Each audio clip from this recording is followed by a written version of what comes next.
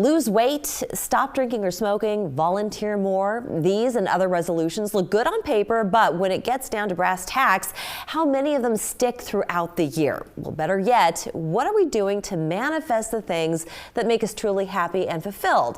Here to share her secrets is Mandy Morris, life coach and manifestation expert. She's also the author of 8 Secrets to Powerful Manifesting: How to Create the Reality of Your Dreams. It's good to see you again. Likewise. Thanks for having me back. And Happy New Year.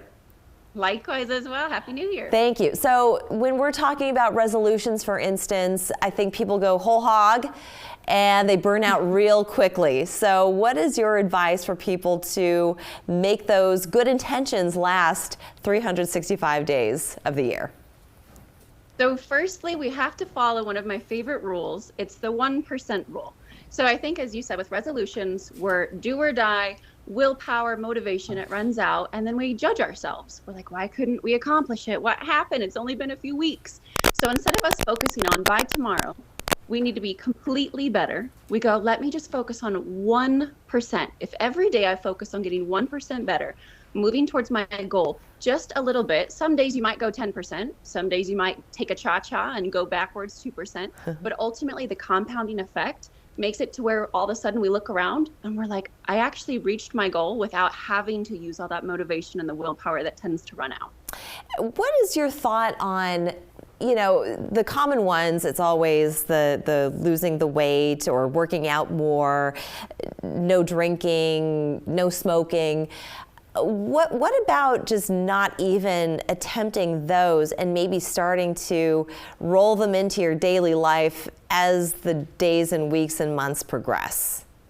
Absolutely, because it's progress, not perfection. I think we really unconsciously try to hold ourselves to a standard that is impossible, and we think there's something wrong with us, but it's just that we're not working with how we're wired. And so I like to think if we just add actions in, let's just add some greens to the plate. Let's just add a couple walks in a day. And instead of taking away so much and feeling like we're losing something, it's not being replaced. It's kind of like a glass of water. If there's old stale water or dirty tea from a couple days ago, eventually if we pour clean water into it, the tea is going to completely disappear and we'll be only left with what we want.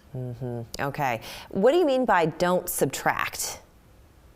So when we're adding and not subtracting, we're putting things into place that allow for us, and it really relies on the 1% rule as well.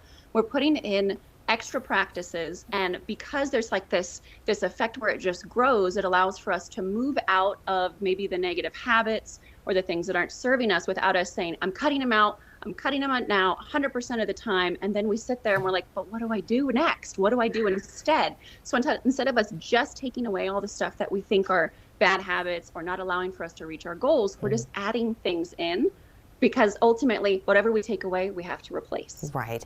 And the negative self-talk, it's so easy to fall into that, because as soon as you feel like you're failing at your goals, then you really start to come down on yourself. So how do you keep that positivity level up?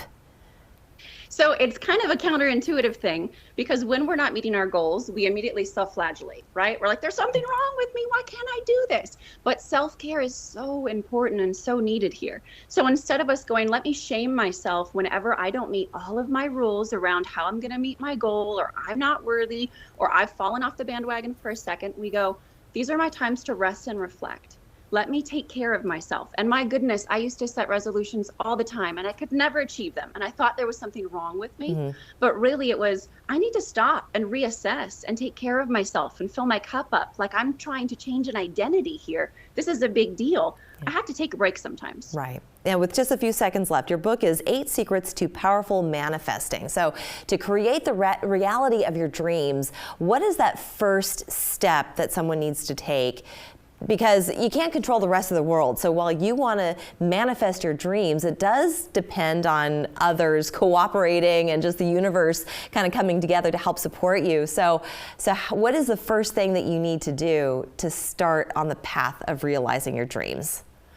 I'll just go straight to chapter 1 of the book, creating energetic check-ins, just stopping and going, how am I feeling? what's going on inside of myself? Where am I at? Because most often our reality is dictated by our emotions, but we don't even know what we're feeling. So just bringing those emotions and those feelings up to the surface so we can observe them instead of judge them. Fantastic. Thank you so much, Mandy. Appreciate that. And everyone, you're off on the right foot for a wonderful 2023. Good to see you again. Thank you. We're back after this.